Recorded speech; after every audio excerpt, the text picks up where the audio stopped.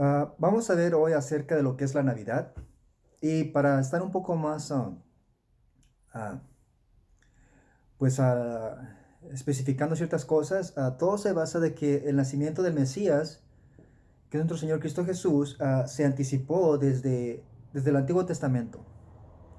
Y hay muchas profecías del nacimiento virginal de María, pero una de ellas, que es muy importante, es que todo tiene que ver con un pacto que hizo Dios con el rey David, que fue el segundo rey sobre la nación de Israel. Entonces, en el capítulo 7 de Segunda de Samuel, del versículo 2 al 16, podemos ver esto, ¿no? Aquí es Dios hablándole a David. Versículo 12, y cuando tus días sean cumplidos y duermas con tus padres, yo levantaré después de ti a uno de tu linaje, el cual procederá de tus entrañas, y afirmaré su reino. Él edificará casa a mi nombre, y yo confirmaré para siempre el trono de su reino. Yo le seré a él padre, y él me será a mí hijo. Y si él hiciere mal, yo le castigaré con vara de hombres y con azotes de hijos de hombres. Pero mi misericordia no se apartará de él como la aparté de Saúl, al cual quité de delante de ti. Y será afirmada tu casa y tu reino para siempre delante de tu rostro, y tu trono será estable eternamente. Entonces, teniendo eso ya uh, en cuenta, tenemos que también saber que aunque nuestro Señor Jesús es Dios, Él utilizó un linaje, el linaje de David, para que eventualmente Él fuese introducido a la tierra, ¿verdad? Ahora, ojo, Jesús es Dios y Él siempre ha sido Dios, siempre va a ser Dios. Él es el alfa y el omega, el principio y el fin, como lo describe el libro de Apocalipsis. Él es eterno. Y lo que aquí sucede es de que humanamente Él utilizó su creación para entrar a la tierra de los vivientes, de los humanos como nosotros, ¿verdad? Jesús es Dios y Él se hizo hombre. Y Jesús es la encarnación del Dios viviente. Y dado la promesa que le hizo y el pacto que le hizo Dios a David, por parte, humanamente hablando, ¿no? En términos humanos, Jesús es digno de reclamar ese trono por parte de su padre José, y lo vemos en la genealogía de Mateo en el capítulo 1, y por parte de María, su madre, ¿verdad? La cual vemos en la genealogía en Lucas 3, en los últimos versículos. Y la idea aquí no es de cómo nació Jesús y qué acontecimientos le rodearon, ¿verdad? Entonces vamos a ver primeramente, ¿no? También que en Lucas capítulo 1, del versículo 26 en adelante, dice, al sexto mes, el ángel Gabriel fue enviado por Dios a una ciudad de Galilea llamada Nazaret. Ahora, ¿cuál sexto mes? ¿Enero, febrero, marzo, abril, mayo, junio? No, se está hablando al sexto mes del embarazo, uh, que también fue un milagro de Elizabeth. Eso también está registrado en Lucas, en el primer capítulo también que estamos leyendo. Y Elizabeth era estéril y también ya era de edad avanzada, como su marido, Zacarías. Ellos ya estaban viejos y sin embargo el Señor les concedió una bendición, ¿no? El que experimentasen el ser padres, y fueron ellos los padres de Juan el Bautista. Quizás ya todos estemos relacionados con ellos. Entonces, lo que sucede es de que el ángel Gabriel le dijo a Zacarías que su esposa y él iban a tener un hijo de la manera normal, pero no lo creyó porque ya estaban viejos y él sabía que su mujer era estéril. Entonces lo que sucede, ¿verdad? Al no creer Zacarías que Dios podía hacer eso y mucho más, ¿verdad? Él es de alguna forma, ¿no? Castigado y no puede hablar, ¿verdad? Su lengua se trabó. Entonces, ¿verdad? Ella se embarazó y al transcurrir los meses, al mes séptimo, perdón, el mismo ángel, el ángel Gabriel, se le aparece a María. Se cree que tenía entre 16 años y medio y 17, y esto es lo que hace, ¿no? Que viene a esta ciudad, ¿no? Y vienen específicamente a buscar a María, ¿no? Dice el versículo 27, a una virgen desposada con un varón que se llamaba José, de la casa de David, el nombre de la virgen era María. Y entrando el ángel en donde ella estaba, dijo, salve, muy favorecida, el Señor es contigo, bendita tú entre las mujeres. Mas ella cuando le vio se turbó por sus palabras y pensaba qué salutación sería esta. Aquí podemos ver la humildad de María, ¿no? Que se sorprendió de que este ángel se hablara de ella de una forma muy espléndida, ¿verdad? Y obviamente, ¿verdad? Ella tuvo el privilegio de ser la mamá del Mesías. Ella fue el instrumento que Dios utilizó para que el Hijo de Dios, Jesús, ¿verdad? Entrara al mundo, ¿no? Porque estaba ya profetizado. Ahora, ¿dónde? Bueno, si vemos Isaías 7:14, dice, por tanto el Señor mismo os dará señal. ¿Y cuál es la señal? He aquí que la Virgen concebirá y dará a luz un hijo y llamará a su nombre Emmanuel. Y Emmanuel significa Dios con nosotros, ¿verdad? Entonces dice esto, ¿no? Ah, el 30 dice, entonces el ángel le dijo, María, no temas, porque has hallado gracia delante de Dios, y ahora concebirás en tu vientre y darás a luz un hijo y llamarás su nombre Jesús. Este será grande y será llamado Hijo del Altísimo, y el Señor Dios le dará el trono de David su padre, y reinará sobre la casa de Jacob para siempre, y su reino no tendrá fin. Entonces María dijo al ángel, ¿cómo será esto? Pues no conozco varón. Respondiendo el ángel le dijo, el Espíritu Santo vendrá sobre ti y el poder del Altísimo te cubrirá con su sombra, por lo cual también el santo ser que nacerá será llamado Hijo de Dios. Entonces no se iba a convertir en el Hijo de Dios, desde un principio sería llamado el Hijo de Dios. El 36, y he aquí, tu parienta Elizabeth, ella también ha concebido hijo en su vejez y este es el sexto mes para ella, la que llamaban estéril. Entonces aquí vemos, ¿no? Por qué en el versículo 26 dice al sexto mes. Y también vemos el milagro, ¿no? Que ella era estéril y sin embargo Dios, quien es el Todopoderoso, uh, designó, ¿no? Y permitió que Elizabeth también fuera madre, ¿no? Que se embarazara. ¿Por qué? ¿Verdad? La llamaban estéril y dice 37, porque nada es imposible para Dios. Dice 38, entonces María dijo, he aquí la sierva del Señor, hágase conmigo conforme a tu palabra, y el ángel se fue de su presencia. Entonces tenemos que notar aquí algo bien importante. Aquí el centro de todo lo que acabamos de compartir es Jesús, el Hijo, no María.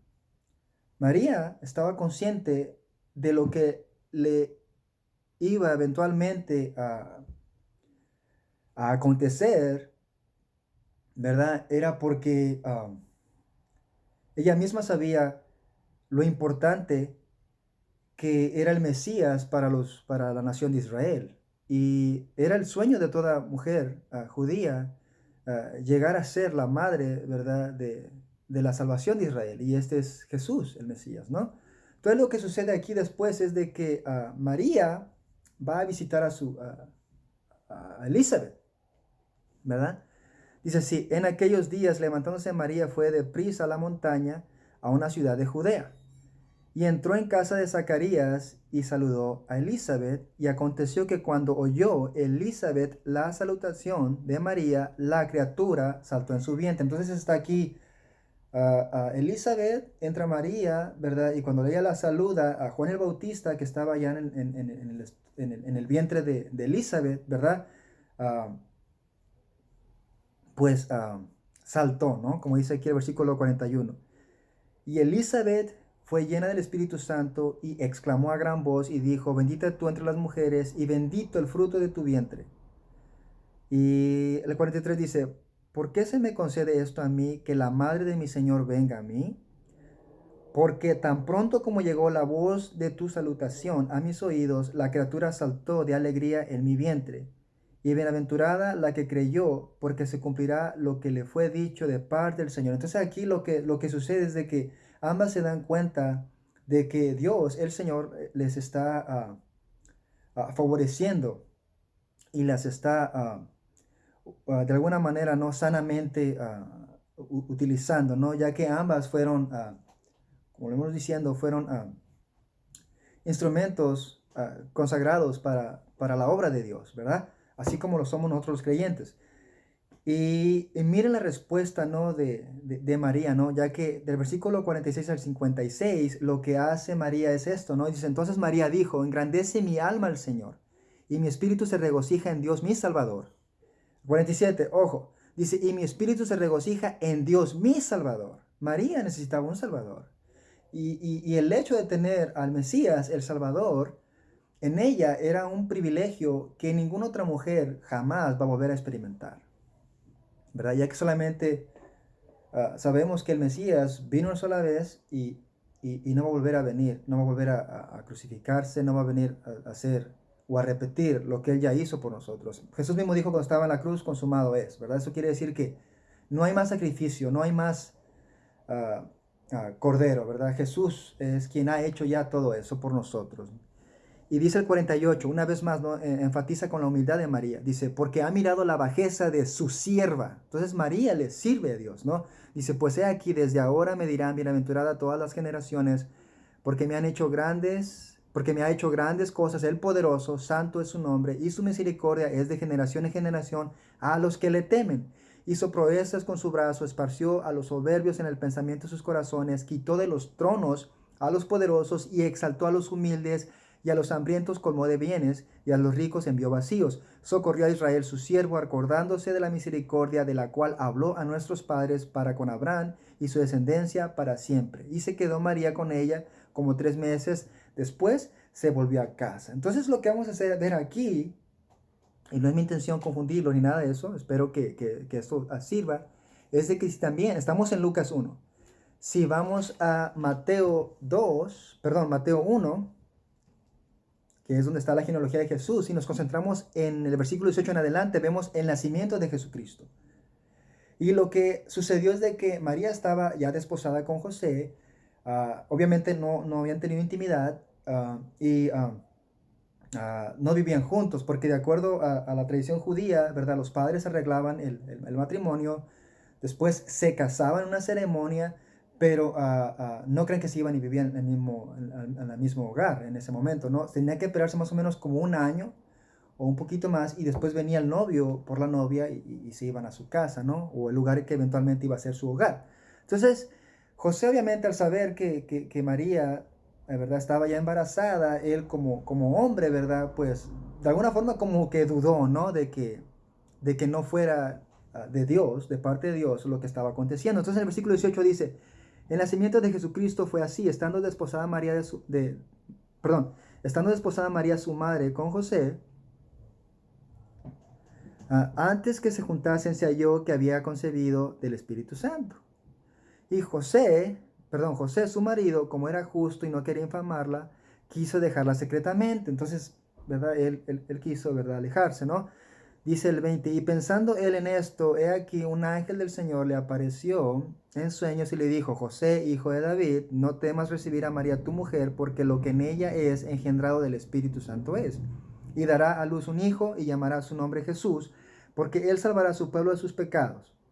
Todo esto aconteció para que se cumpliese lo dicho por el Señor por medio del profeta cuando dijo, he aquí una virgen concebirá y dará a luz un hijo y llamará su nombre Manuel, que traducido es Dios con nosotros. Vimos en Isaías 7:14.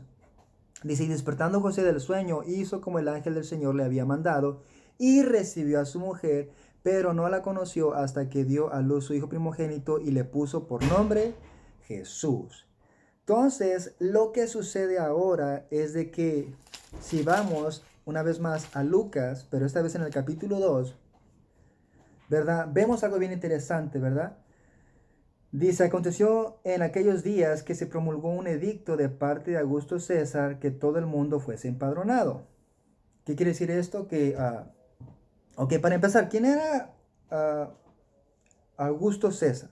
Bueno, este hombre no se llamaba Augusto César, ah, su nombre me parece que era Gaius Octavius, ¿verdad? Era un romano, y recordemos que están aquí bajo el Imperio Romano, y antes del Imperio Romano su poder residía como en varios generales, no en una persona, pero eventualmente fueron de alguna forma no haciendo que el poder quedase solamente una sola persona y fue este hombre, ¿no? Ah, ah, Gaius Octavius, y él fue hijo adoptivo de Julio César, y Octavio le gustó el nombre de su tío César y lo agarra ese nombre, César, y Augusto se lo pone el Senado, ¿ves? Que es como venerable, algo así como de alguien grande, y le gustó, ¿no? Entonces así se daba a conocer él, ¿no?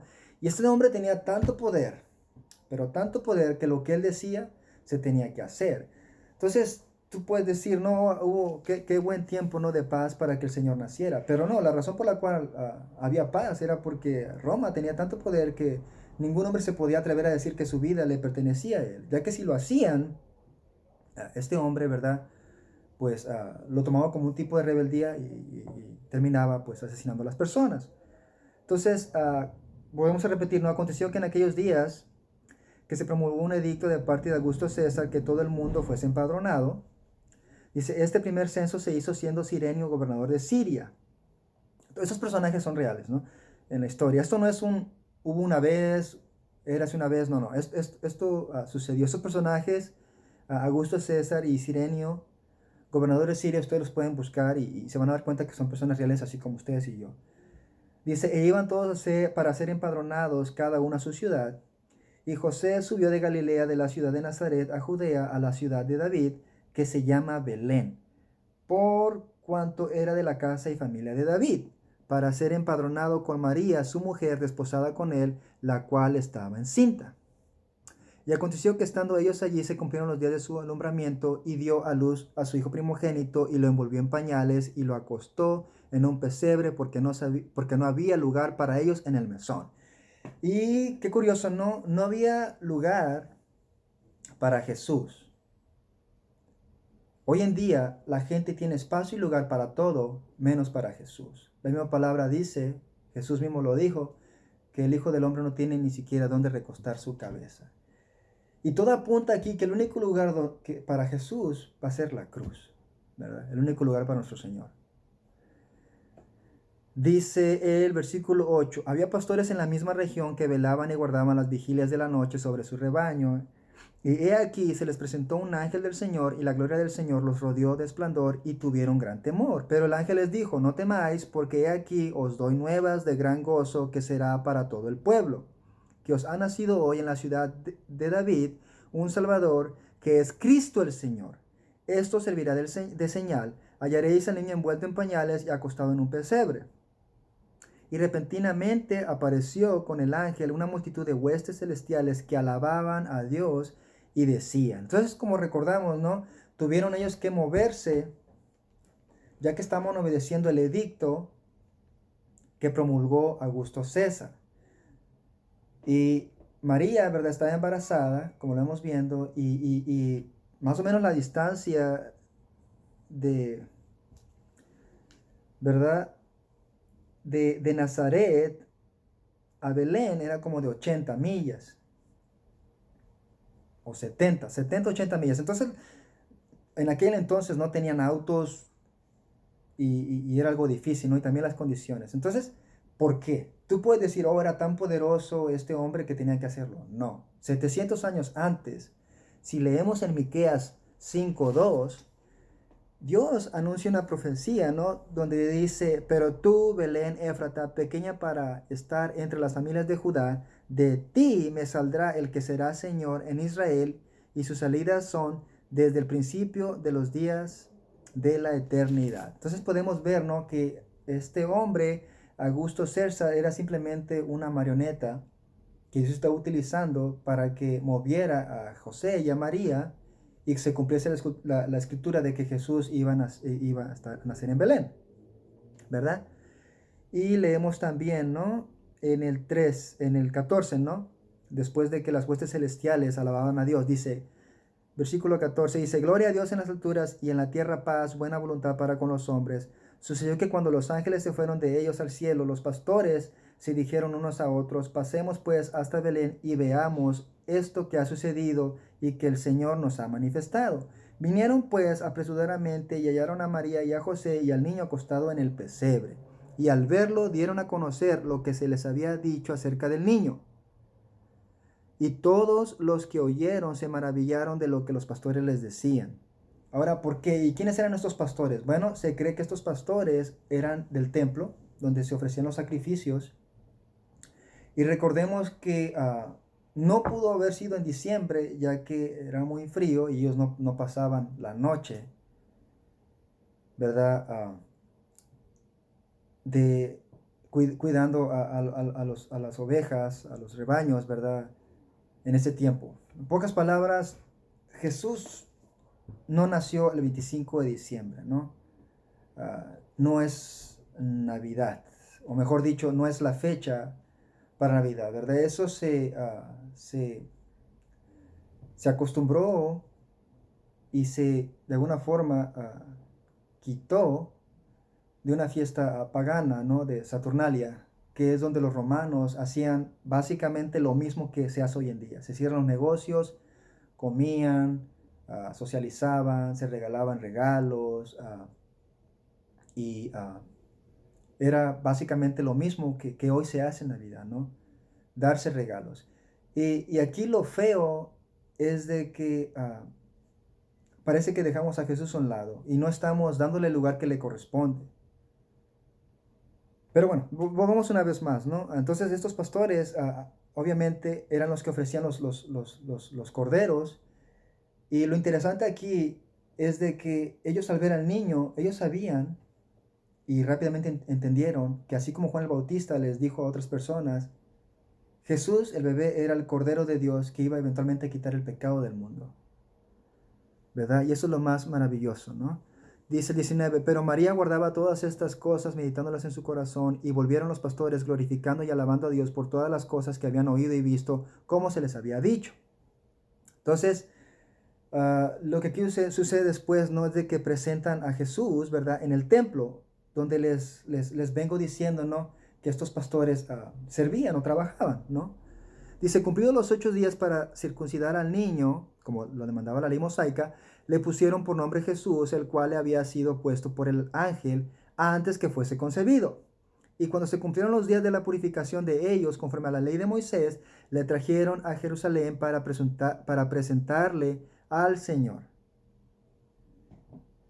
Dice el 23: como está escrito en la ley del Señor, todo varón que abriese la matriz será llamado santo al Señor. Y para ofrecer, conforme a lo que se dice en la ley del Señor, un par de tórtolas o 2 palominos. Entonces, notemos aquí algo bien importante, ¿no? Haciendo un paréntesis, un par de tórtolas o 2 palominos. De acuerdo a Levítico 12, versículos 6 al 8, esta era la ofrenda de los pobres. Y aquí nos demuestra una característica, ¿no? de José y María. Ellos eran pobres. Y también Jesús, ¿no? Imagínense al creador del mismo universo, que dejó su gloria y vino a un lugar donde ni siquiera tenía, ¿verdad?, espacio para recostar su cabeza, ¿no? Y podemos ver, ¿no?, que Jesús, humanamente, Él entiende todas tus necesidades. Él sabe lo que quizás nosotros podemos sentir cuando tenemos que pagar la renta, o cuando tú tienes que comprar la comida en la tienda, o que tú tienes que trabajar, ¿no? Porque podemos ver, ¿no?, a través de lo que nos enseña aquí la Escritura, es de que Jesús no nació con lujos. Él fue humilde, ¿verdad? Recordemos también cuando entra en la entrada triunfal a Jerusalén, ¿no? Él entra en un asnito, ¿verdad? Humildemente. Y eso nos enseña muchas cosas, ¿no? De que Jesús fue la persona más humilde que jamás existió en la tierra, ¿verdad? Nunca más alguien va a existir como Él, ¿verdad? Él es único en humildad, en amor hacia los demás, ¿no? Entonces dice aquí también el 25: y aquí había en Jerusalén un hombre llamado Simeón, y este hombre justo y piadoso esperaba la consolación de Israel, y el Espíritu Santo estaba sobre él. y le había sido revelado por el Espíritu Santo que no vería la muerte antes que viese al ungido del Señor. Y movido por el Espíritu vino al templo, y cuando los padres del niño Jesús lo trajeron al templo para hacer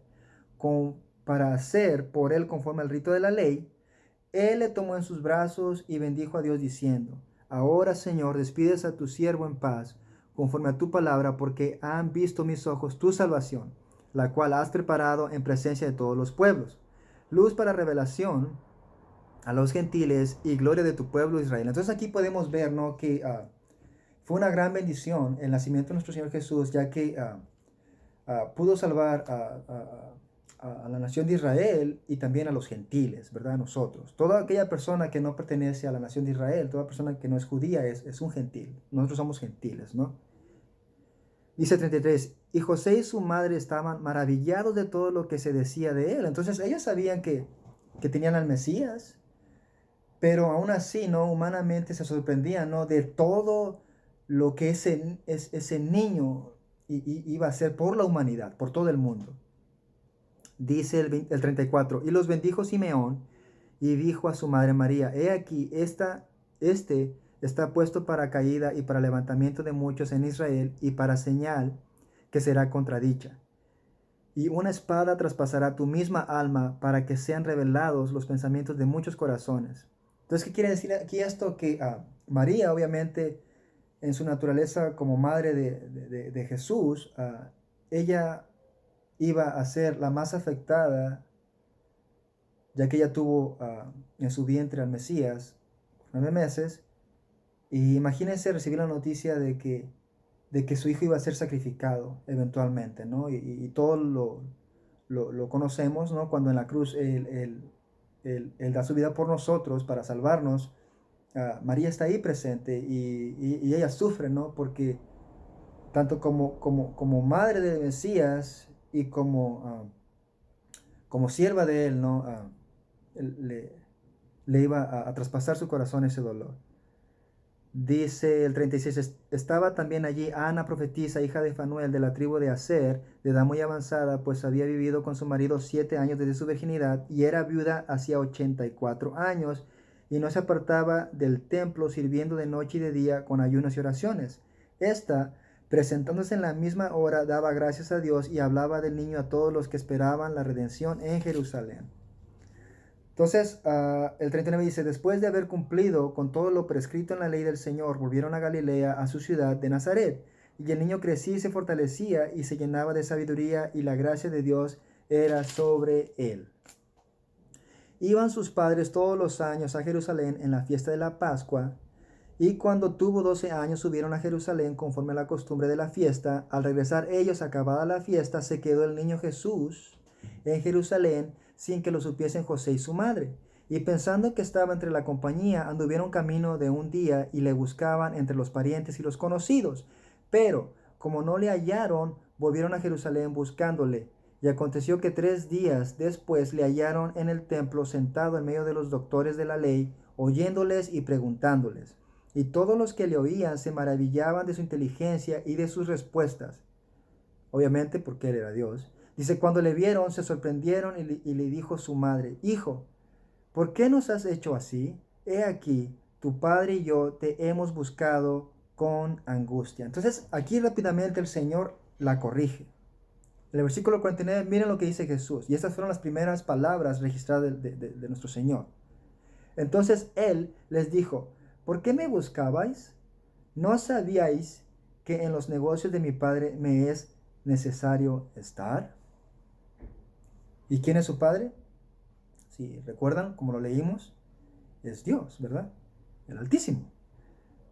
Dice, mas ellos no entendieron las palabras que les habló, y descendió con ellos y volvió a Nazaret y estaba sujeto a ellos, y su madre guardaba todas estas cosas en su corazón. Y Jesús crecía en sabiduría y en estatura y en gracia para con Dios y los hombres.